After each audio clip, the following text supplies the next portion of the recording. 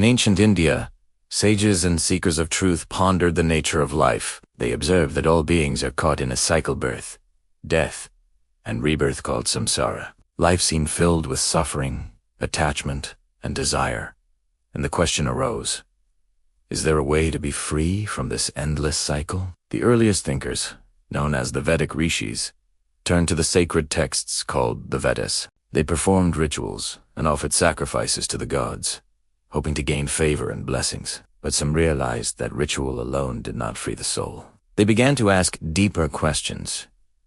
Who am I? Why do I suffer?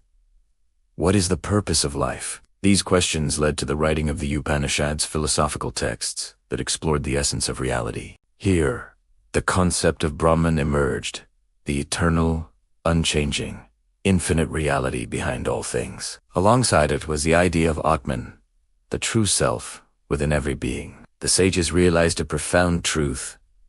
Atman is Brahman. Understanding this, table-e-bed, was the key to liberation. Not all seekers took the same path. Some followed karma yoga, the path of selfless action, dedicating their deeds to the divine without attachment to results. Others followed Jnana yoga, the path of knowledge, seeking wisdom and meditating deeply to recognize the self's unity with Brahman. Yet others embraced Bhakti yoga, the path of devotion, surrendering to a personal God with love and faith. Each path offered a way to break free from the chains of desire and rebirth. Stories of great teachers spread across India. One such figure, Sajavyasa, compiled the Bhagavad Gita, a dialogue between the warrior Arjuna and the god Krishna. Krishna taught that true liberation comes from performing one's duty with devotion, understanding the self beyond the body, and surrendering to the eternal. This wisdom resonated with many, offering a map for life and freedom.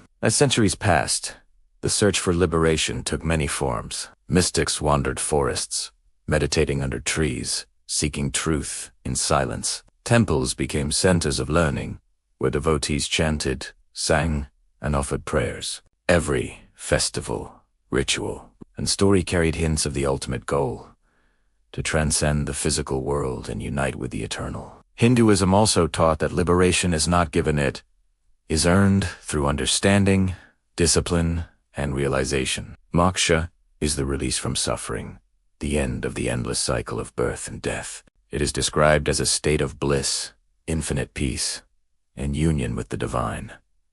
For some, it comes in this life. For others, after many rebirths. The search for liberation is a personal journey. It asks each seeker to look within, to question attachments, and to strive for truth.